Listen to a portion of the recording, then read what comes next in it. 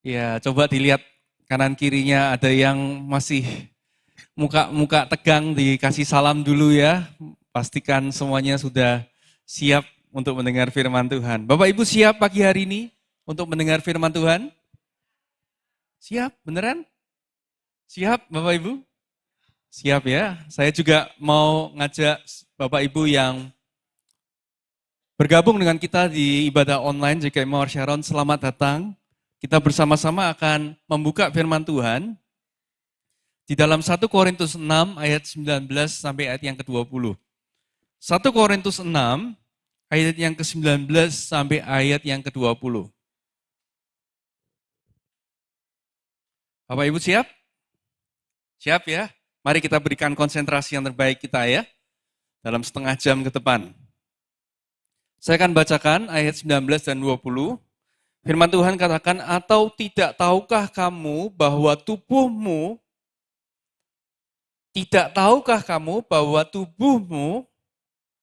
adalah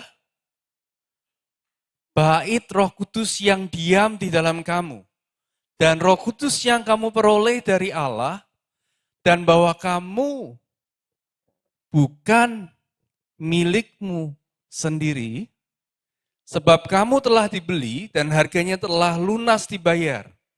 Karena itu muliakanlah Allah dengan tubuhmu. Nah Bapak Ibu, kalau kita mengerti di zaman sekarang ada ungkapan yang pasti kita sering dengar, budaya modern, slide berikutnya, slide, berkata, hidupku, sama-sama bilang yuk, hidupku, tubuhku, pilihanku. Jadi kalau kita baca ayat yang kita barusan baca, nggak cocok, saudara. Hidupku, tubuhku, ya pilihanku. Sekarang lagi ada namanya gerakan ini ya saudara, pro kebebasan katanya. Di mana wanita bisa memutuskan apakah dia mau aborsi atau enggak. Dia bilang, hidupku, tubuhku, pilihanku. Itu yang dunia sedang gaungkan hari-hari ini. Tapi Rasul Paulus berkata, tubuhmu adalah tubuhku, gitu kan kalau kita. Tapi Rasul Paulus berkata, tubuhmu adalah bait Roh Kudus. Kamu bukan pemiliknya. Coba bilang ke kanan kirinya, ya, yang datang bersama pasangan bilang, kamu, bilang ke kanan kirinya, bilang dengan senyum, bilang, kamu bukan pemilik. Kamu bukan pemilik tubuhmu. Kamu bukan pemilik tubuhmu. Nah Bapak Ibu, di dalam bahasa Yunani, di dalam 1 Korintus 6 ayat 19 dan 20 ada kata dibeli. Dibeli dalam bahasa Yunani memakai kata egorastete-times, artinya bukan sekedar transaksi, tetapi penebusan yang mengembalikan nilai. Egorastete-times artinya bukan sekedar transaksi, tetapi penebusan yang mengembalikan nilai. Jadi, kalau kita sudah ditebus, kita akan berkata seperti ini. Aku tidak bebas untuk hidup sesuka hati, sebab aku sudah ditebus untuk tujuan yang lebih tinggi. Saya mau kasih contoh supaya Bapak Ibu bisa nangkep pesan firman Tuhan pagi hari ini, ditebus itu seperti apa? Bapak Ibu pernah nggak punya pengalaman IG Anda atau Facebook Anda dihack? Atau nomor WhatsApp Anda dihack? Jadi kemudian pada waktu dihack, mulai menyebarkan informasi-informasi yang Anda tidak ingin sebarkan. Nah, untuk menebusnya kembali, saya harus datang ke operator, saya harus lapor, terus harus membuktikan bahwa sayalah pemilik sah dari akun itu. Saya mau cerita, Unlimited Fire punya YouTube account, pernah punya konflik seperti itu. Jadi ada yang mengklaim bahwa YouTube channel dari Unlimited Fire itu milik dia. Jadi semua royalti yang didapatkan dari jumlah viewers yang masuk dari AdSense, Google AdSense, itu nggak masuk ke Unlimited Fire, tapi masuknya ke orang lain. Nah, perlu dilakukan usaha namanya menebus, dibayar, membuktikan kepada Google, kepada YouTube bahwa ini adalah akun milik Unlimited Fire. Itu perjuangan yang lama banget, saudara. Seperti itu kira-kira. Atau mungkin Bapak Ibu pernah dengar di berita, dan saya harap ini enggak kejadian dalam kehidupan kita. Anda teman yang pinjam kendaraan Anda. Atau pinjam mobil Anda. Pinjam dong, terus kita pinjami. Terus beberapa waktu kemudian Anda kaget karena kendaraannya tidak kembali. Apa yang terjadi? Kendaraannya digadaikan. Kesel nggak Bapak Ibu kalau Anda diperlakukan seperti itu? Gitu ya, saya lihat wajahnya langsung, gitu ya, gemes kayak rasanya kayak, gitu rasanya kalau ada teman kayak gitu. Nah, walaupun kita adalah pemilik dari kendaraan tersebut, kita harus membuktikan bahwa kita adalah pemilik sahnya. Saya harus datang ke pegadaian, dan di pegadaian saya harus keluar uang, supaya apa yang digadaikan itu saya tebus kembali. Paham ya? Saya pemiliknya, tapi saya harus bayar lagi, supaya apa? Supaya kembali ke pemilik orisinilnya. Itulah gambaran dari kata ditebus, Bapak Ibu.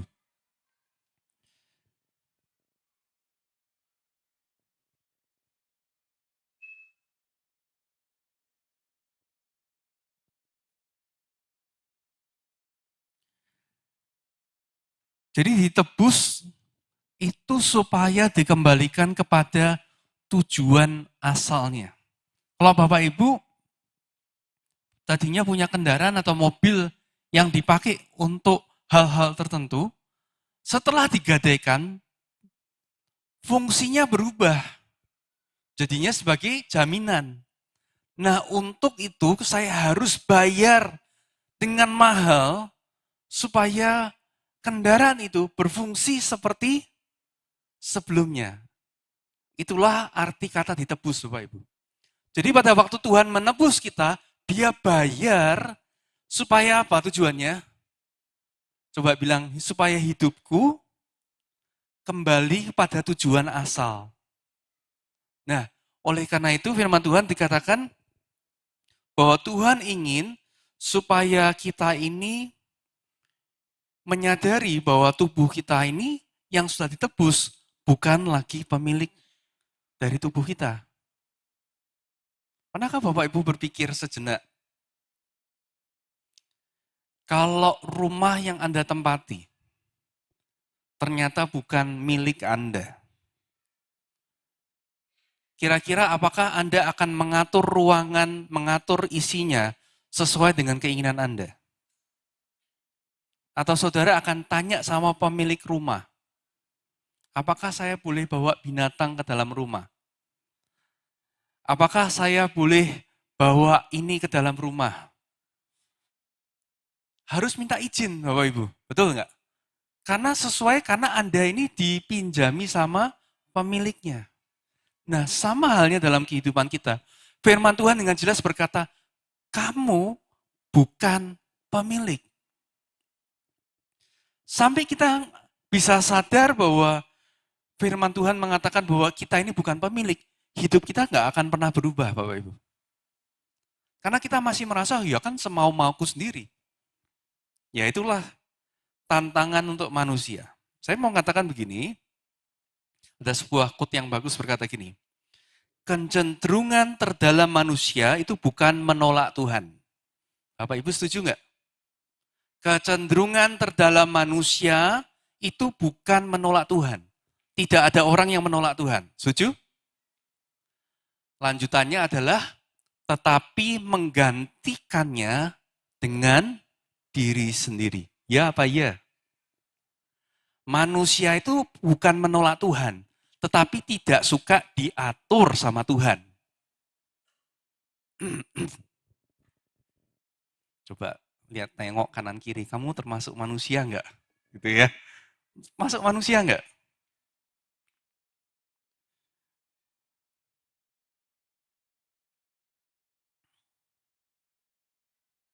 Satu lagi dikatakan gini, manusia tidak keberatan memiliki Tuhan.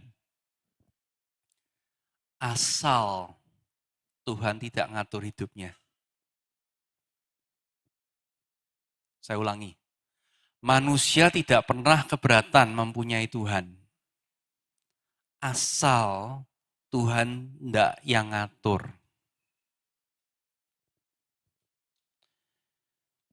Bapak Ibu, kalau kita memperingati Natal, kita memperingati kedatangan Tuhan Yesus sebagai bayi untuk menyelamatkan kita, jadi juru selamat kita. Pertanyaannya, kenapa kita perlu ditebus? Karena manusia jatuh di dalam dosa, kata firman Tuhan. Nah, ceritanya gimana kok bisa jatuh dalam dosa? Bapak Ibu, ingat ya, kita flashback dulu ke cerita sekolah minggu, paling awal gitu ya. Bagaimana manusia jatuh dalam dosa?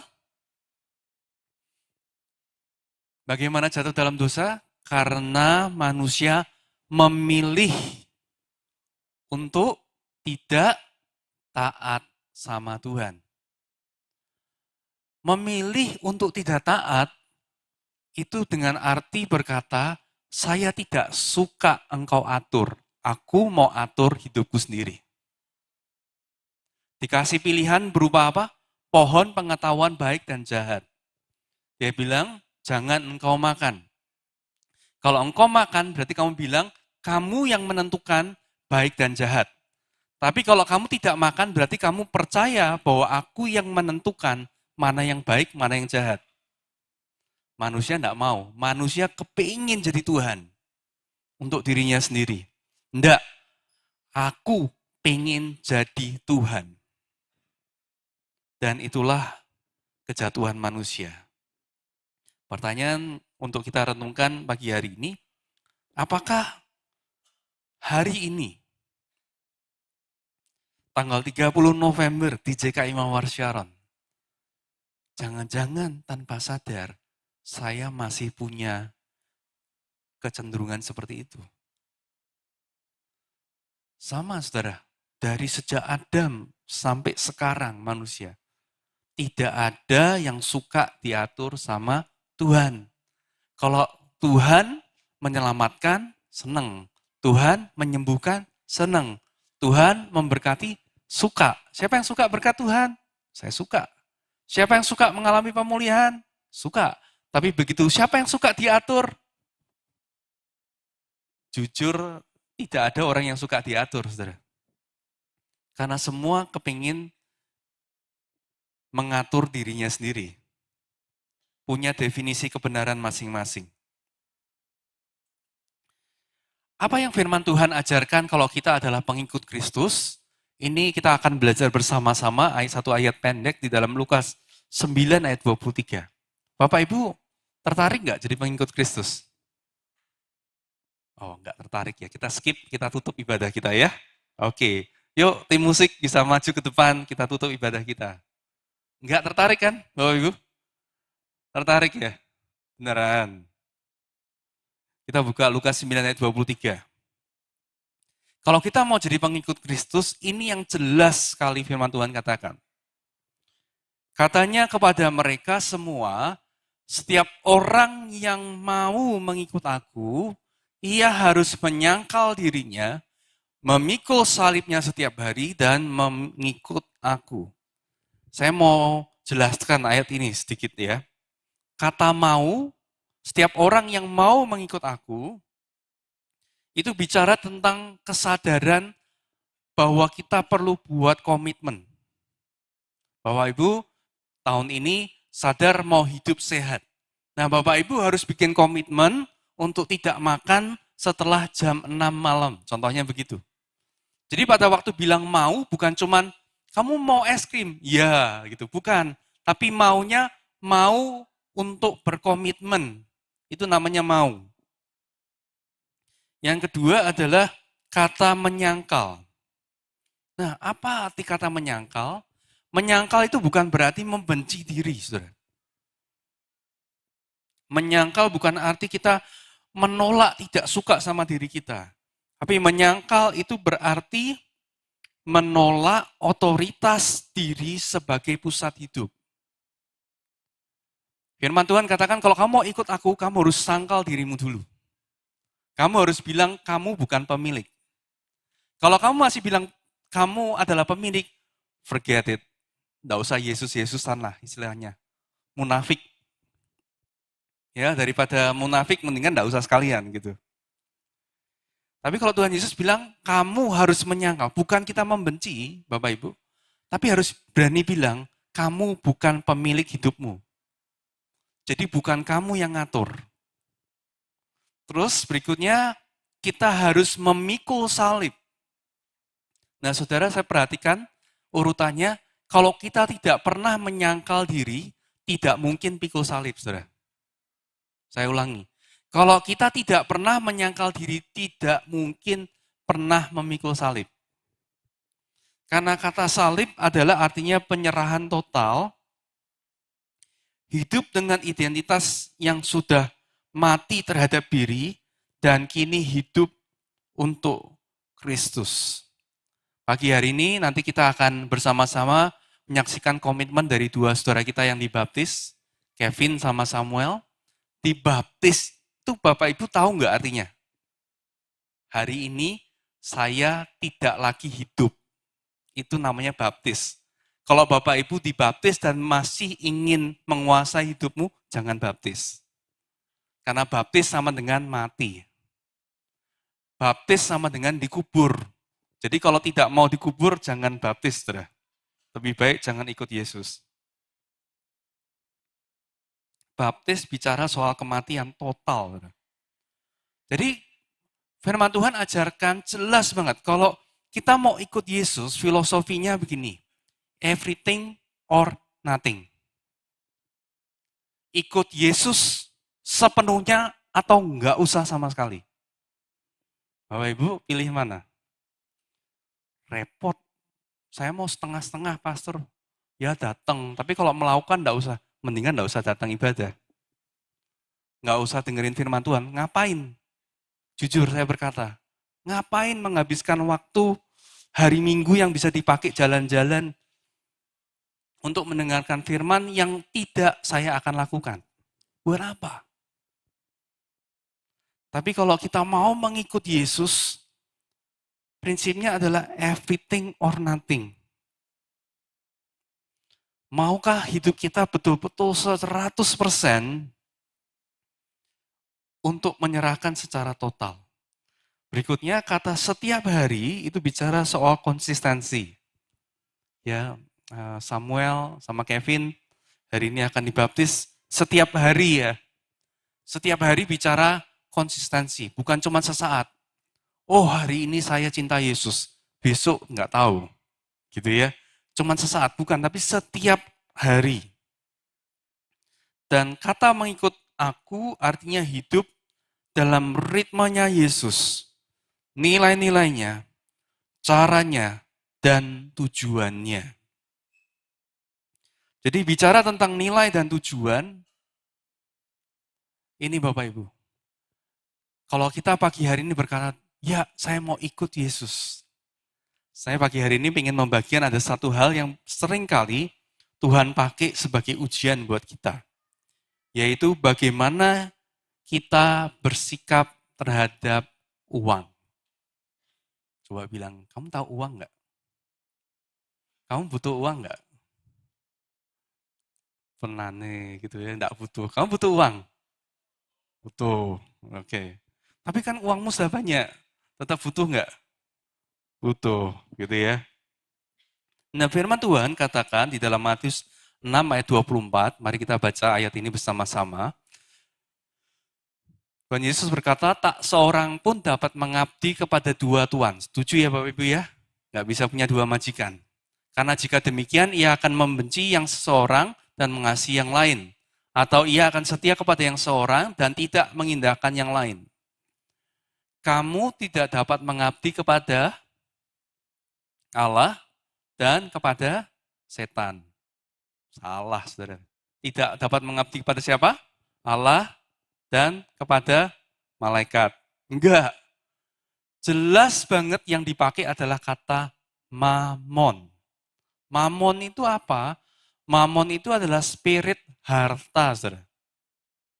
Spirit uang, aset. Nah, kenapa yang disebut menjadi saingan Tuhan di dalam kehidupan kita itu uang?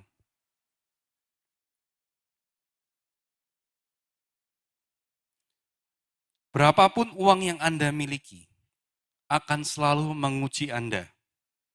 Ini bukan soal jumlah, tetapi soal posisi hati kita. Bapak Ibu jangan merasa, oh saya nggak punya banyak uang, pastor, saya aman. Ujiannya lebih ringan. Enggak, saudara ya. Orang mau jumlah uangnya banyak atau jumlahnya sedikit, tetap diuji sama uang. Tetap. Ya, apakah kita bisa dipercaya lebih atau enggak? Ujian uang muncul ketika kita, ini beberapa contoh, Bapak Ibu coba dengarkan. Ujian uang muncul kita merasa aman karena uang. Pernah enggak Bapak Ibu lihat saldo rekening gitu ya, terus Anda deg-degan. Deg-degannya karena apa? Karena saldonya di bawah 1 juta misalnya gitu, di bawah 500 ribu, di bawah 100 ribu. Tapi kalau di atas 10 juta deg-degannya hilang. Pernah Bapak Ibu? Nah, ada yang ngaku ya. Terima kasih buat kejujurannya. Saya juga pernah Bapak Ibu. Nah, itu namanya sudah kalah sama ujian pertama. Anda merasa aman hanya karena punya uang. Yang kedua, merasa identitas ditentukan oleh aset. Kalau mobilnya yang bagus, Anda merasa saya hebat. Kalau Anda datang dengan kendaraan, Anda merasa saya bukan siapa-siapa. Jadi siapa kita ditentukan oleh apa yang Anda punya. Nah, itu sudah tanda bahwa Anda kalah sama ujian uang. Jadi cara mengukur diri kita tergantung dari apa yang kita pakai, apa yang kita kendarai, itu jadi ukuran. Wah, kalau saya punya begini, saya akan dihargai orang. Nah, itu adalah tipuan dari uang. Kemudian apalagi? Contohnya, sulit memberi, sulit untuk menjadi murah hati, merasa harus memegang kendali finansial. Harus nih, saya harus merencanakan nanti anak kuliah di mana. Betul Bapak Ibu, merancangkan itu bukan sesuatu yang buruk. Tetapi pada waktu kita pegang kendali terlalu kuat dengan uang, itu menunjukkan sesuatu yang lebih serius. Sebetulnya yang jadi Tuhan itu bukan Tuhan. Yang jadi Tuhan itu sebetulnya uangmu, harta kita. Cemas berlebihan pada saat kita mikirin tentang masa depan. Contoh berikutnya, sulit ketika Tuhan meminta kita untuk melepaskan sesuatu. Saya berdoa setiap dari kita boleh lulus di dalam ujian-ujian ini, saudara. Ya, bisa nggak Bapak Ibu kita betul-betul menang, walaupun dalam tanda kutip saldo rekening kayaknya ngintip-ngintip, mepet gitu ya. Tapi Anda bisa datang ke gereja dengan sukacita, dengan ucapan syukur. Karena percaya, yang memelihara kamu bukan rekening, yang memelihara adalah Bapa di surga. Nah kalau hatinya ikut kacau, berarti dengan kata lain dia berkata, Tuhanku adalah saldo rekeningku. Kalau saldo rekening lagi mepet, hatiku cemas, gitu ya. Bukan balonku meledak, tapi hatiku cemas ya. Tapi saldo rekening menentukan kondisi hati. Nah itu sering Tuhan akan terus uji di dalam kehidupan kita. Yang Tuhan ingin lakukan adalah menguji apakah engkau mencari aku atau mencari keamanan dalam tanda kurung melalui harta yang aku berikan. Itu yang jadi tantangan buat kita. Tim Presiden Musik bisa maju ke depan.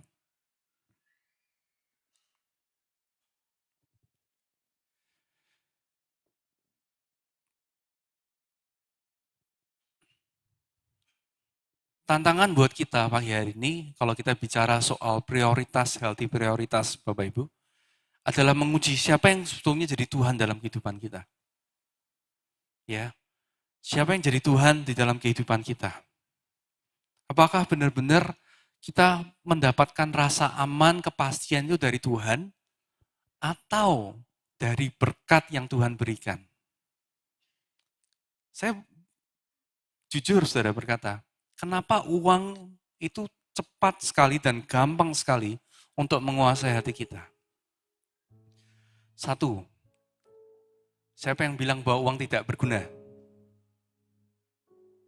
Semua orang akan bilang uang berguna, betul ya? Uang apa? Memberi rasa aman. Kalau Bapak Ibu punya uang, Anda punya keyakinan besok bisa makan. Betul enggak? Bisa sekolah. Uang kata orang memberikan pilihan. Ya kalau uangnya mepet ya pilihan makan siangnya ya cuman itu-itu aja. Tapi kalau uangnya lebih, bisa lebih banyak pilihan lagi. Betul ya? Semakin banyak uang, semakin banyak pilihan. Jadi uang tidak memberi kebahagiaan, tapi uang memberikan lebih banyak pilihan untuk bahagia. Kira-kira begitu. Nah pertanyaannya apakah yang kita kejar selama ini sebetulnya adalah Tuhan dalam prioritas kita? Atau sebetulnya kita mencari sesuatu yang Tuhan berikan yang memberi rasa aman? Apakah yang kita kejar sebetulnya adalah berkat-Nya? Saudara, saya mau bilang pagi hari dari kedalaman hati saya, Tuhan tidak anti berkat, saudara. Tuhan sangat rindu memberkati kita. Tapi yang jadi kerinduan Tuhan adalah Dia tidak mau berkat jadi Tuhan kita. Dia tidak mau memberikan sesuatu yang kemudian malah menggantikan Dia. Dia tidak pernah mengajarkan, berikanlah kami makanan kami yang berlimpah. Supaya 1 minggu ke depan saya tidak perlu doa lagi, tidak perlu minta sama Tuhan. Tapi berikanlah kami makanan kami yang secukupnya hari ini. Hari ini aku mengandalkan Tuhan, besok mengandalkan Tuhan, lusa mengandalkan Tuhan lagi.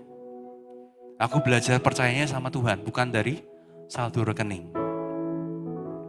Saya berdoa, itu jadi perenungan kita pagi hari ini. Sekali lagi, Tuhan tidak anti. Bahkan di Alkitab ada begitu banyak orang yang dekat sama Tuhan, juga dipercaya dengan harta yang melimpah, luar biasa. Tuhan pakai, tapi harta itu tidak menguasai hidupnya, tapi dia pakai harta itu untuk kemuliaan Tuhan. Bapak Ibu. Sekali lagi saya mau katakan, Tuhan tidak anti berkat, tapi Dia anti kalau berkat itu menguasai kita. Karena begitu kita dikuasai, it's all about me, saudara. Semuanya tentang aku, kendali di aku, saudara. Manusia jatuh karena dia menolak melepaskan kendali. Tuhan Yesus datang menebus kita. Dia datang bukan hanya sebagai juru selamat. Semua orang suka juru selamat, saudara. Tapi tidak ada orang yang suka dengan namanya Tuhan. Dia juru selamat sekaligus Tuhan. Kalau kita mau Dia menjadi juru selamat kita, Dia juga harus jadi Tuhan atas hidup kita. Pagi hari ini sudahkah Dia kita izinkan untuk menjadi Tuhan dalam kehidupan kita? Amin. Mari tutup Alkitab kita. Ambil waktu untuk kita bersama-sama menyembah Tuhan.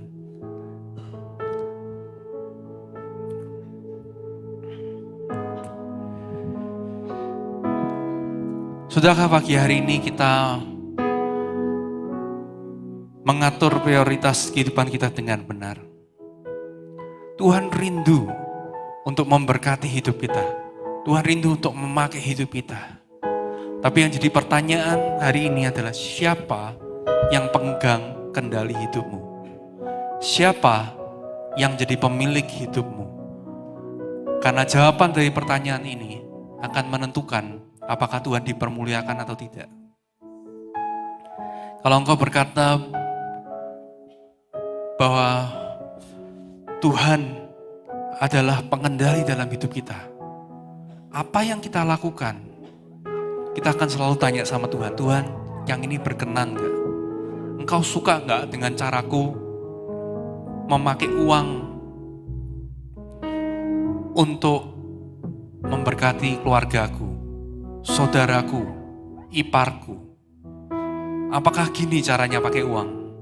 Atau kita gak pernah tanya sama Tuhan, ini uangku, ini gajiku, ini punyaku.